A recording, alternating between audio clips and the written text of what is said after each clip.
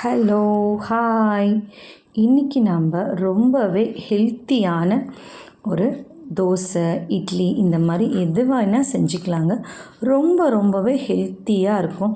இந்த தோசை நீங்கள் ஒன்று சாப்பிட்டாலே உங்களுக்கு வயிறு ஃபில்லிங்காக இருக்குங்க. அப்பப்போ பசி எடுக்கவும் எடுக்காது. அது என்னன்னு பார்க்கலாம் வாங்க. கம்பு, ஒரு கப்பு நான் கம்பு போட்டிருக்கேங்க. கம்பில் அவ்வளோ சத்துக்கள் நிறைஞ்சி இருக்குது. நம்ம கம்பில் நார்ச்சத்து நிறைஞ்சது, நீரிழிவு நோய்களுக்கு நல்லது, இதய ஆரோக்கியத்துக்கு நல்லது, ஊட்டச்சத்து சேர்ந்துள்ளது, எலும்புகளை வலுப்படுத்துதுன்னு சொல்கிறாங்கங்க. அவ்வளோ நல்ல விஷயம் இந்த கம்பில் இருக்குங்க.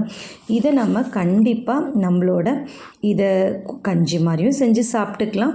நான் இன்றைக்கி பசங்களுக்கு இட்லி, தோசை, குழிப்பணியாரம் அந்த மாதிரியெல்லாம் செஞ்சு தரலாம் தாங்க. இன்றைக்கி இந்த மாதிரி ஒரு 3 ஐட்டம்ஸ் சேர்த்து தோசை செய்யலான்னு முடிவு பண்ணியிருக்கேங்க. அதுக்கப்புறம் கேழ்வரகுல ரொம்பவே நல்ல விஷயங்கள் நிறைய இருக்குங்க.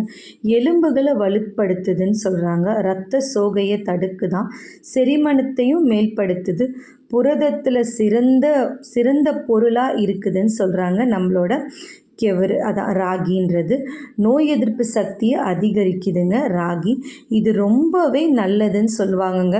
நம்ம குழந்தைக்கு இதை ஊற வச்சு நைட் ஃபுல்லாக ஊற வச்சு பால் மாதிரி எடுத்து கூட கஞ்சி பண்ணி கொடுக்கலாம். அவ்வளோ சத்து, அவ்வளோ நிறைஞ்ச ஒரு இதுதான் இந்த கெவுரில் இருக்குதுங்க.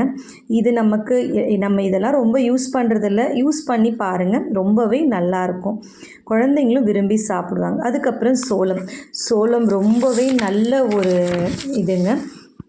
என்னென்ன சத்துக்கள்லாம் இருக்குன்னா, செரிமானம், கண் ஆரோக்கியத்துக்கு, இதய ஆரோக்கியம், எடை கட்டுப்படுத்துறது, புற்றுநோயை தடுக்குதாங்க. புற்றுநோயில் உள்ள அந்த ஆன்டி ஆக்சிடென்ட் புற்றுநோய் போன்ற கடுமையான நோய்களிலிருந்து நமக்கு நல்ல ஒரு ரிசல்ட்டை கொடுக்குதுங்க இந்த சோளத்தில் விட்டமின் பி, இரும்புச்சத்து எல்லாமே நிறைஞ்சிருக்கு. இட்லி அரிசியும் அதோட ஆட் பண்ணியிருக்கேங்க. அப்புறமா தேவையான அளவு நான் எந்த கப்பில் அளந்தனோ அதே கப்பில் தாங்க எல்லாத்தையுமே ஆட் பண்ணேன். அதுக்கப்புறமா ஒரு 3/4 கப்பு கிட்ட உளுந்தும் போட்டிருக்கேன். இது எல்லாமே கொஞ்சம் நேரம், ஒரு 5 hours கிட்ட நான் ஊற வச்சுருக்கேன். 5 ஹவர்ஸ்க்கு அப்புறம் ஊற வச்சு நல்லா அரைச்சிடுவோம். கொஞ்சமாக வெந்தயமும் போட்டுக்கோங்க. இதில் நிறைய சத்துள்ளது இருக்கிறதுனால, இப்போ டயட் இருக்கும் பார்த்திங்களா, நமக்கு அப்பப்போ பசிக்குதுன்னா இது ஒரு தோசை 2 தோசை சாப்பிட்டாலே ரொம்பவே வயிறு ஃபில்லிங்காக இருக்குங்க. நமக்கு பசியை நல்லாவே கட்டுப்படுத்தும். அது இல்லாமல் இதில் இருக்க நல்ல குணங்கள் வேறு எதுலேயுமே கிடையாதுங்க. இந்த மாதிரியும் நம்ம வெள்ளை அரிசிக்கு பதில் வெள்ளையாக சாப்பிட்றதுக்கு பதில் இந்த மாதிரி சாப்பிடுங்க. குழந்தைங்களுக்கும் கொடுங்க, அவங்க ரொம்பவே விரும்பி சாப்பிட்றாங்க.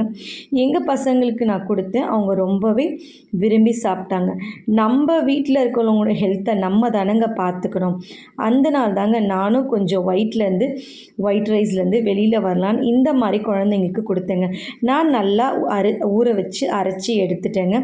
அடுத்த நாள் எடுத்து பார்த்தேன், இந்த மாதிரி நல்லாவே புளிச்சு இருந்ததுங்க. இதில் தோசை அவ்வளோ கிறிஸ்பியாக வருதுங்க. நம்ம நார்மலாக வெள்ளை மாவில் கூட இந்த அளவுக்கு வருமானு தெரியல. இதில் அவ்வளோ அழகாக நல்ல கிறிஸ்பியான தோசை கிடச்சிதுங்க நம்மளுக்கு.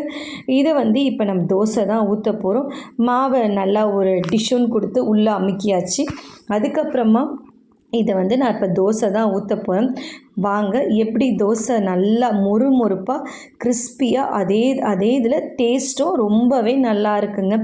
எங்கள் குட்டி பையன் விரும்பி சாப்பிட்டாரு. அவருக்கு பிடிக்காதுன்னு தான் நான் ரொம்ப நினச்சேன். அவர் இதை சாப்பிடுவாரோ, ஏன்னா கலர் வித்தியாசமாக இருக்கே, சாப்பிட மாட்டாருன்னு நினச்சேன். ஆனால் அவர் ரொம்பவே விரும்பி சாப்பிட்டாருங்க.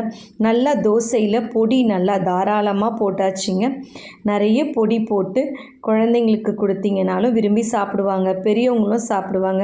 இது எங்கள் குட்டி பையன் பொடியெலாம் போட்டு சாப்பிட மாட்டார். அதனால் என் பெரிய பையனுக்கு தான் பொடி தூவி கொடுத்தேன். வீட்டில் அன்றைக்கின்னு பார்த்து மிளகா கிள்ளி சாம்பார் வச்சுருந்தோம். நைட்டுக்கு டிஃபனுக்கு இது தாங்க, தோசையும் இதுவும் ரொம்பவே வயிறு ஃபில்லிங்காக இருந்துங்க. ஒரு தோசை சாப்பிட்டாலே நம்மளால் அடுத்தது சாப்பிடவே முடியாது போல இருக்குது. அவ்வளோ வயிறு ஃபில்லிங்காக ஆயிடுச்சுங்க. இந்த மாதிரி ஒரு தடவை ட்ரை பண்ணுங்கள். இந்த மாதிரி ட்ரை பண்ணிவிட்டு எப்படி இருக்குன்னு சொல்லுங்கள். இந்த வீடியோ பிடிச்சிருந்தா கொஞ்சம் லைக்கும், கமெண்ட்டும், சப்ஸ்கிரைபரும் பண்ணிட்டு பாருங்கள். நன்றி.